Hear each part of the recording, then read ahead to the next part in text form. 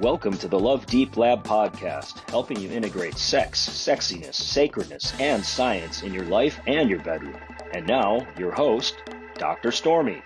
Hi, I'm your host, Dr. Stormy. Thanks for joining us today on the Love Deep Lab podcast.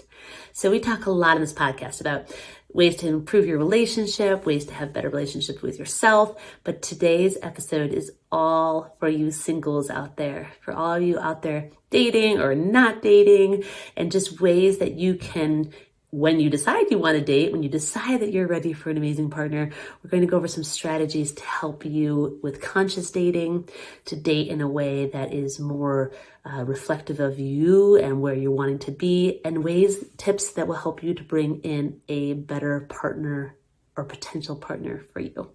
So perhaps you're just sick of bringing in the same kind of partner. I hear this all the time with my single clients. Like, why do I keep bringing in these assholes, or why do I keep bringing in the same type of woman or the same type of man? And that is one reason why I decided to make this podcast today, is we tend to bring in partners that show us where our work still is. And so one of the things I heard, I forget who said it, but I love it, and I say this tenderly with compassion, is that you are the one common denominator in all of your relationships, and all the relationships that worked until they didn't, and all the relationships that were disastrous, but you are the one common denominator in all your relationships. And I remember when I heard that, I kind of felt like a little even defensive, but it was so true. I am the one common denominator in all of my relationships. And so that helps me to kind of turn that inward, that reflection inward, to look at like, what are my patterns? Why do I keep bringing in this sort of person that wasn't working for me? And what kind of person do I want to bring in? So before we get into the tips, I just wanted to shed some light and love on that, to be able to look at the dating journey as a roadmap to your own growth. And as we continue to do our own growth, as we continue to lovingly self-confront and lean into and step into our greatest, most brightest, most amazing, most badass self, we will bring in a different type of partner who can also mirror that back to us, who can hold that for us, who can cheerlead for that for us, and who can actually bring out even more of our greatness. And that is one of the major gifts of a beautiful partnership. So today we're going to go over 10 conscious dating tips. So 10 tips for you to, as you kind of decide you want to be in the dating world, or as you continue to navigate the dating world, or maybe you got off of all the dating apps and dating world, and you wanting to get back in. These are 10 simple tips to help you approach dating more mindfully, more consciously, and with more integrity. So the first tip is along the lines of what we were just talking about, getting to know you. Getting to know yourself. Use dating as an opportunity to get to know yourself. Every bad date you go on, every great date you go on, shows you things about yourself. So getting to know yourself. And it's Diane from Furstenberg who says that the most important relationship that you have in your life is the one with yourself. And I love that. It is so true. So valuing that as your relationship with yourself as the most important, and using dating, the good dates and the bad dates. And I feel you. I've been on all the dating apps. I was single for a very long time. I kind of have been the serial monogamist in my life. And so I feel you all out there listening or watching on the bad dates and the good dates. But every date shows us something about ourselves. The second tip is about your emotions. So our emotions are beautiful, right? They are amazing, but they also wax and wane, like the weather, right? They come and they go. And one of the things I work with my clients on is learning to become a bit more of the observer of your emotions. Emotions are not wrong or right. They are not good or bad. They're simply just emotions. So looking at your emotions during and after a date, what were the emotions that you had? But then also looking at not falling so much into the emotions. What about the compatibility? So weighing our emotions with also compatibility. I believe a key to conscious dating is compatibility. And if we talked more about it early on in dating, are we compatible? This is what I'm looking for. This is what you're looking for at the right time. But really looking at it logically, less emotionally. And is this person compatible with me? Am I compatible with them? That also takes some of the judgment or shame that can go along with that out of it. And it really is about compatibility. So weighing your emotions with compatibility. And looking at your emotions with neutrality, looking at the date with neutrality. Sometimes the best partners are the ones that we feel neutral about. We don't feel head over heels or addicted to or falling for. We feel neutral about this potential partner. And as we grow with this partner, then the feelings deepen. And neutrality is a beautiful place, can be a beautiful place to start. So just being open to the feelings of neutrality. The third tip is about watching their actions just as much, if not more than their words. While you're on a date, watch their body language, watch their actions, watch how they treat the wait staff, things like that. Actions do really speak louder than words, right? And we tend to put our best foot forward, right? This is what we're taught. Put your best foot forward during a date. And I say, screw that. Put your real foot forward. Show me your real foot forward. Show me your real self. But one way to do that is to pay attention, watch their actions and their nonverbals as much as their words. The fourth tip is to listen more than you talk. And there's a quote that we have 2 ears and 1 mouth. So we should be listening twice as much as, I think it's Epictetus who said that, as we talk. So listening more than you talk. And I am talkative. I tend to talk a lot on dates, but the more you can listen, the more the person will show you who they are. And I believe it was Maya Angelou who said, when someone shows you who they are, believe them. That's the good and the bad. So listening more than you talk is a great tip. A fifth tip is notice your energy. Notice how you feel before, during, and after the date. Notice your energy and notice how you feel. That can help you kind of tell that part that's mystical, that chemistry part. Are you feeling butterflies? Are you feeling grounded? Noticing in your body, noticing the sensations in your body, not your thoughts, but the sensations in your body before, during, and after a date can also be valuable information about this potential partner.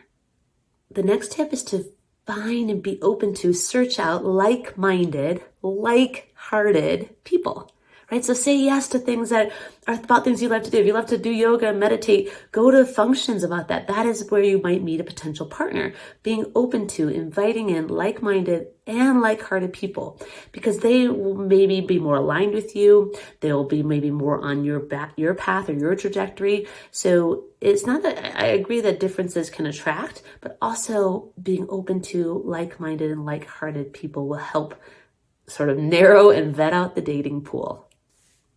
The next tip, I kind of already mentioned about not putting your best foot forward. Put your real foot forward. We tend to talk about this like sparkly parts only, and I want you to be able to be you. Show someone who you are unabashedly as you can, because that will also, if you are not their cup of tea, great. You will be someone else's cup of tea. They might not be yours either, but really being yourself, right? And really being your full self. All of your sparkly parts and your not so sparkly parts will help find a potential partner who's really aligned for you.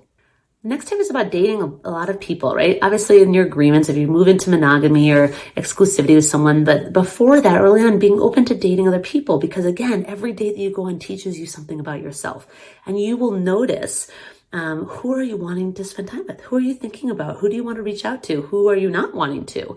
So that is also really helpful. And so that can be a great tip to help you kind of vet the dating pool. And make no mistake about it, this is a vetting process. You are being vetted and you are vetting. And I say that because that is amazing. There is someone for there is lots of someones for everyone out there. And if someone is not your cup of tea or you are not theirs, do your best to bless it, let it go. And that kind of brings me to the next tip, which is being transparent when you are doing your rejecting, and then also not personalizing the rejection. And I say it in quotes because it isn't really a rejection. It's an incompatibility, and hopefully your potential partner is communicating that well. But can you also, if you're not interested, can you communicate that kindly, honestly, and openly? That you're not feeling the connection, that you're not feeling the attraction, that whatever it is. And really doing that is so beautiful. When I was dating, I found it so amazing when a man would say to me, I'm just not feeling this connection. And then my work was to not personalize that. And then I got to also say, I'm finding myself thinking about someone else, and you're a lovely human being, and I wish you well, and this is not the connection. And so really leaning into being open and transparent and honest in that communication, and then not personalizing it when someone is not interested and not wanting to pursue it with you. Easier said than done, I know that, but it is a beautiful practice. And the last tip is avoiding the blame game, right? Often when I was single, people would say, why are you single? Before I kind of did this work, I'd say, well, all the men out there are poor communicators, or all the good men are taken, or I'm too old to find someone, or whatever my story was in the moment. But none of it was true, first of all.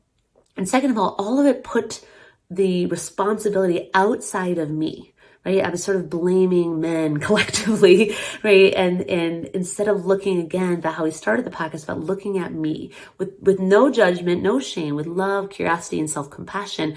But what is it? So really noticing if someone said, why are you single? Why is it that you're single? And noticing when you tend to blame the people outside of yourself, the other potential person or persons. But also, what is it? Why are you single? What have you been learning about yourself? What is it that you love about being single? And what is it that you really look forward to in being in partnership? That is an awesome tip as well.